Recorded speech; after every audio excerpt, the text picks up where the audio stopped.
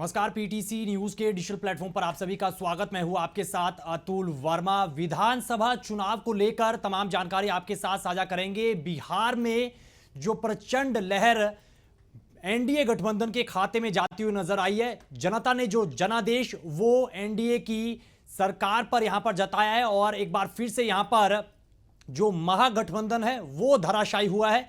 इसके क्या कुछ कारण रहे हैं और साथ ही तमाम अहम जो मुद्दे हैं उनको लेकर चर्चा करेंगे। सबसे पहले तस्वीर आपको दिखा रहे हैं जहां पर जेडीयू और भाजपा कार्यकर्ताओं की तरफ से जश्न यहां पर मनाया जा रहा है। हालांकि जो रुझान है शाम तक ये नतीजों में जरूर तब्दील हो रहे हैं, लेकिन जो जीत के लड्डू हैं वो जेडीयू और भाजपा कार्यकर्ताओं की तरफ से ना केवल बांटे जा रहे हैं बल्कि खाए भी जा रहे हैं। लेकिन दूसरी तरफ जिक्र कर ले यहां पर आरजेडी का या फिर कांग्रेस का, तमाम पार्टियां यहां पर धराशायी हुई हैं। तमाम दावे यहां पर किए गए। वोट चोरी एक बड़ा मुद्दा था, एसआईआर का एक बड़ा मुद्दा था, अन्य कई मुद्दों को लेकर एनडीए गठबंधन को घेरने की तैयारी जरूर की गई थी, लेकिन वो तमाम जो दावे हैं वो धरे के धरे रह गए। और एक बार फिर से जनता ने जो जनादेश है वो जाति जो का एक मुद्दा था उससे ऊपर उठकर कहीं ना कहीं एक बार फिर से नीतीश कुमार पर यहां पर विश्वास जताया। और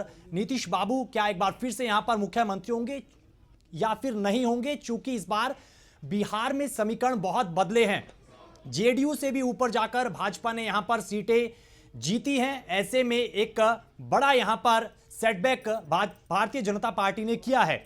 इस वक्त हमारे साथ लाइव उत्तर प्रदेश से हमारे जो एडिटर हैं ज्ञानेंद्र शुक्ला वो जुड़ रहे हैं। उनसे तमाम जो है समीकरणों को समझने का प्रयास करेंगे। ज्ञानेंद्र जी, बहुत बहुत स्वागत है आपका। पहली प्रतिक्रिया किस तरीके से आप देख रहे हैं, चूंकि जेडीयू कहीं ना कहीं एनडीए गठबंधन के साथ चुनाव मिलकर लड़ रहा था, लेकिन इस बार जो लहर है वो भाजपा के पाले में जाती हुई नजर आई है। किस तरीके से आप देख रहे हैं?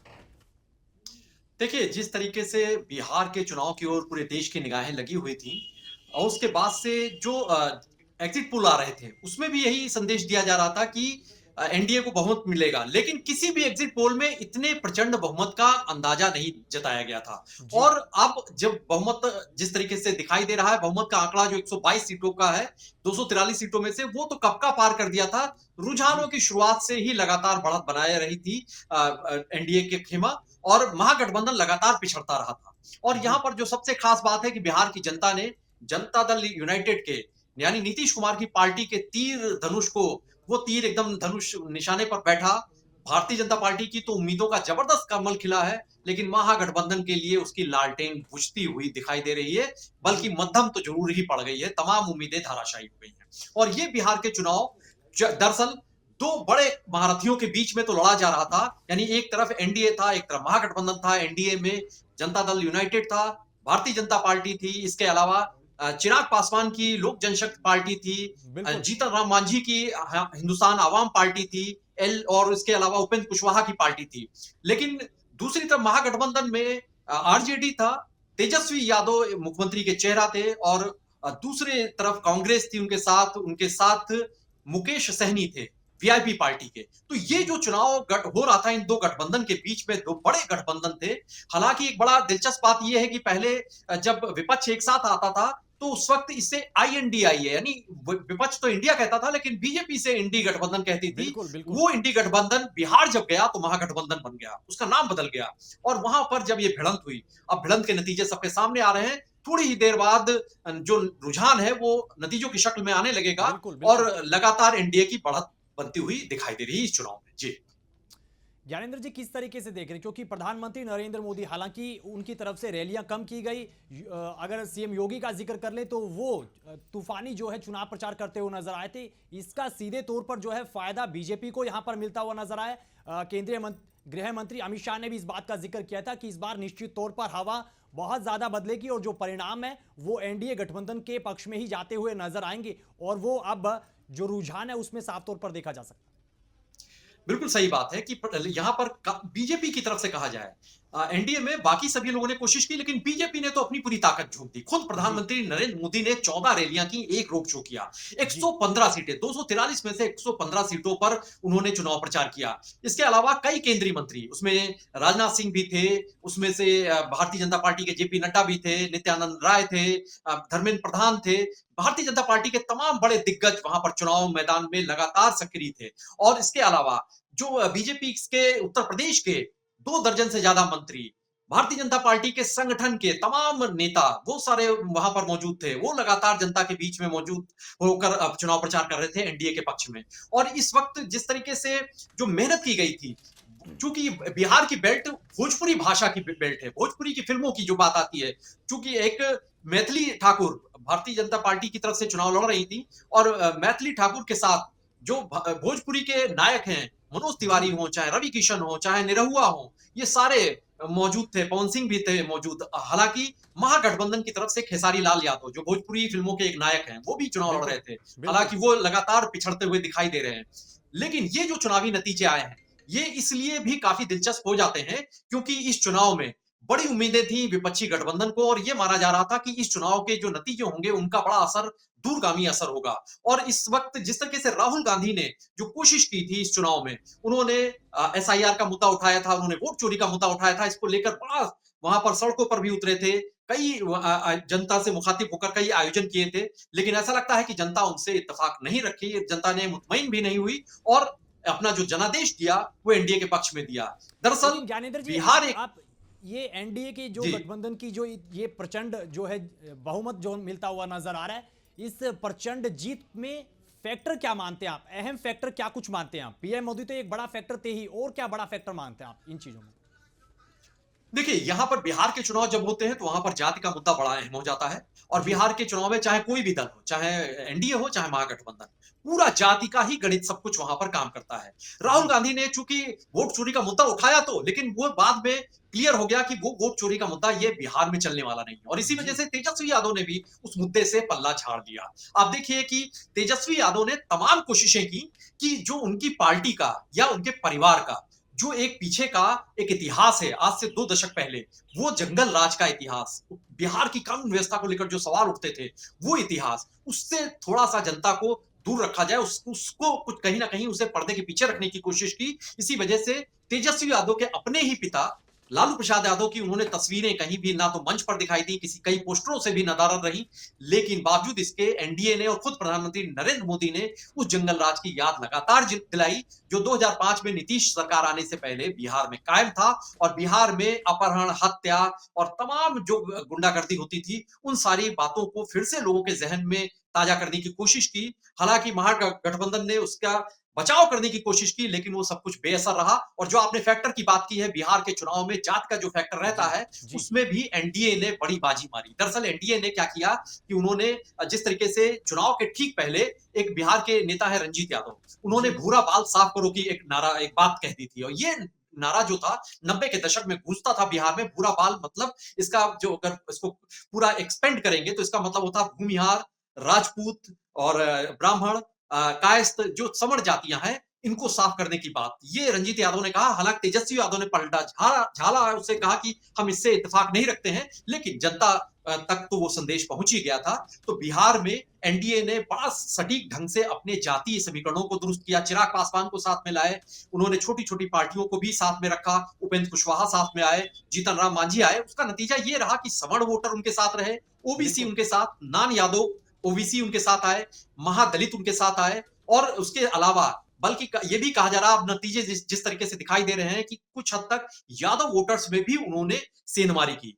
दूसरा जो एक बड़ा फैक्टर है, महिलाओं का बड़ा फैक्टर है, वो फैक्टर ये था कि उन्होंने जो आजीविका दीदी का एक मामला था, उसमें पैसे देने के लिए महिलाओं की बात थी, उस फैक्टर ने भी अहम किरदार निभाया। और नीतीश सरकार वैसी सरकार है जिसने शराबबंदी लागू की। और शराबबंदी को लेकर यूं तो जो शराब के शौकीन थे उन्होंने तो बड़ा विरोध किया, लेकिन जी, महिलाओं के बीच में बड़ा सकारात्मक संदेश गया। उनको लगता था कि उनके परिवार टूट रहे हैं, इसकी वजह से उनकी दिक्कतें हो रही हैं, अपराधों का सामना उन्हें करना पड़ रहा है। तो लेकिन नीतीश ने ज्ञानेंद्र इस जी, मोर्चे पर भी बढ़त बनाई। तेजस्वी यादव ने जी। तो सबसे बड़ा मुद्दा उठाया था, वोट चोरी का मुद्दा उन्होंने उठाया था सबसे बड़े।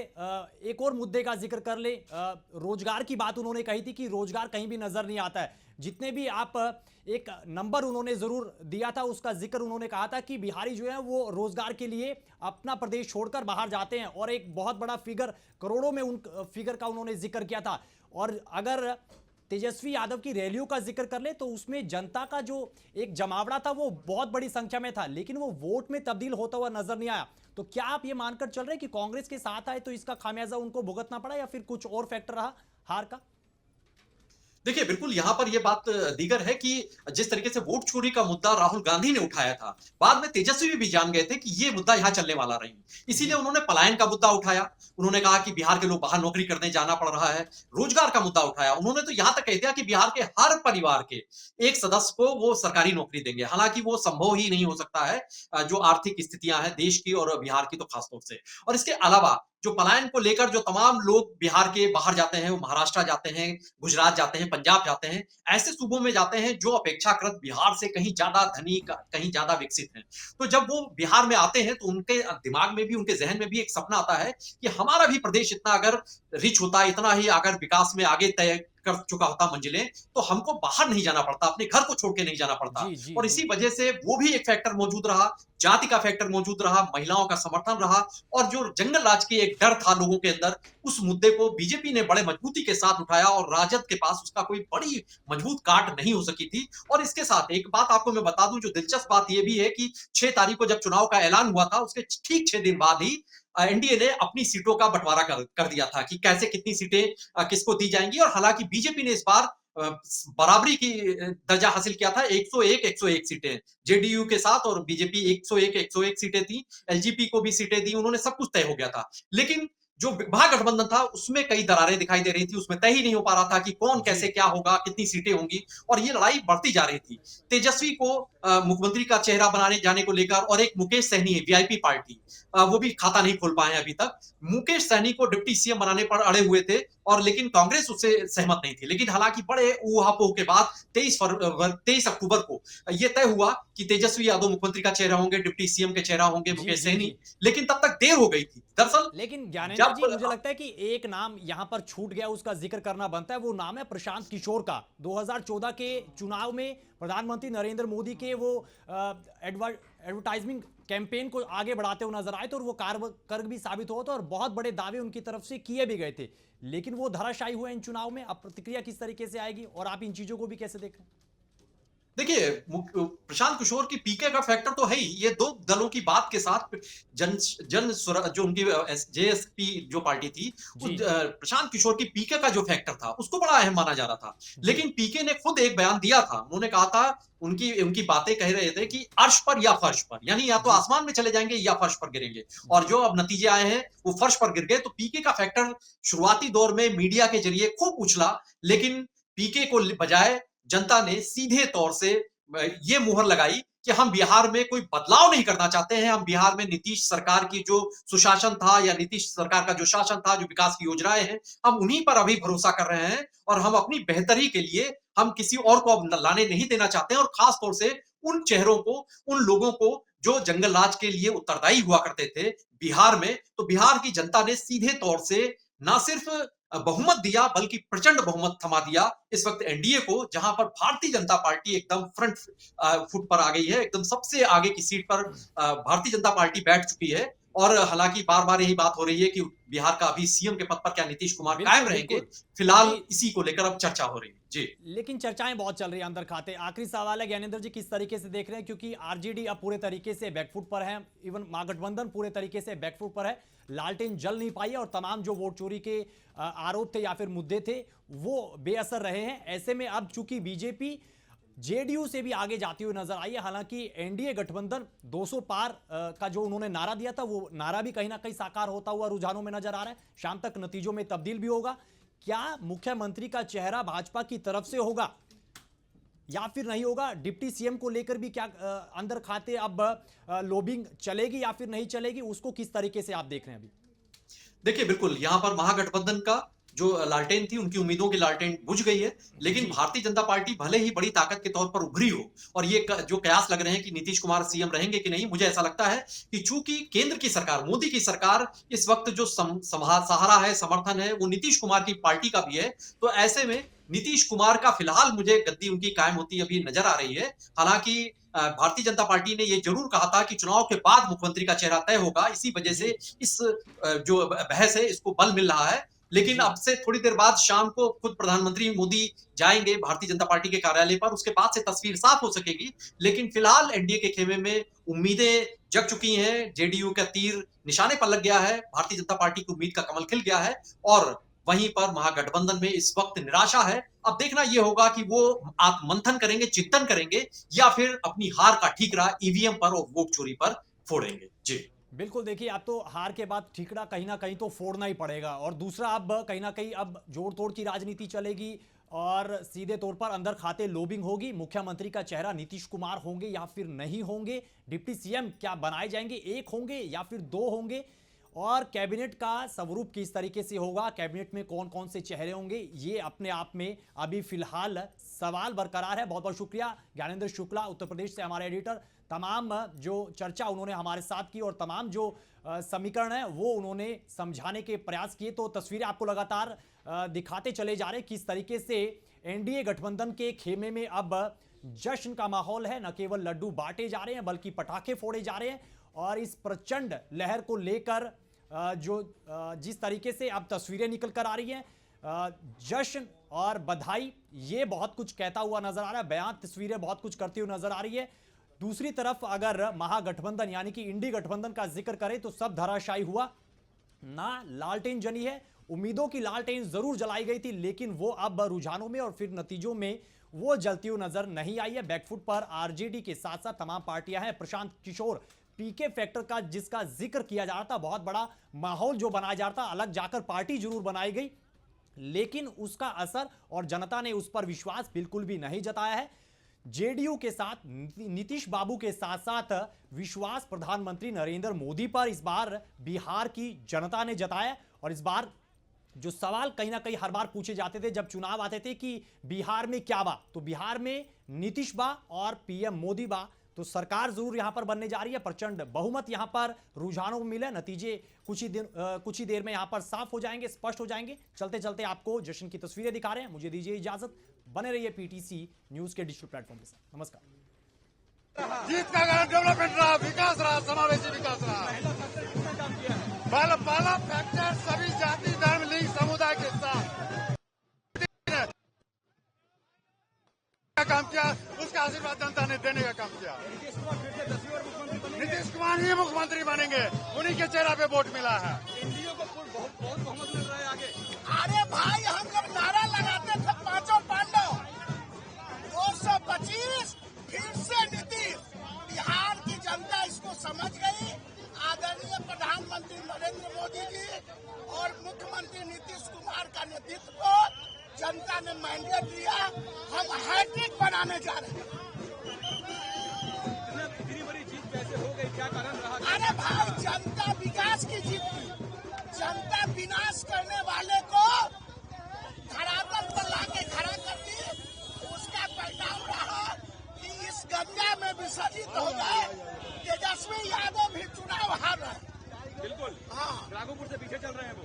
आए? राघोपुर से पीछे चल रहे अरे हैं। राघोपुर से नीतीश कुमार बिहार में बर्बाद हो गए और महागठबंधन की घनघोर पराजय। ये अप्रत्याशित जीत के लिए नीतीश पूरे कुमार बिहार की जनता को एनडीए बहुत आगे चल रही है, अभी तक बहुत ज्यादा लीड कर रही है, लगभग 200 सीटों के आसपास है। क्या कहेंगे, इतनी बड़ी जीत कैसे हो गई? जी देखिए, विकास की जीत है, नारी शक्ति की जीत है, और हमारे माननीय मुख्यमंत्री श्री नीतीश कुमार की कामों की जीत है। और जो काम इन्होंने किया है, महिला फैक्टर कितना काम कर रहा है, क्या लगता है आपको? भाई महिला फैक्टर, नारी शक्ति ही तो सब कुछ है। नारी शक्ति तो काम करेंगे यार। जब हमारे माननीय मुख्यमंत्री घर की लक्ष्मी को जब सम्मान देते हैं, तो हमारी जो महिला नारी शक्ति है वो सम्मान दे रही है नीतीश कुमार जी को।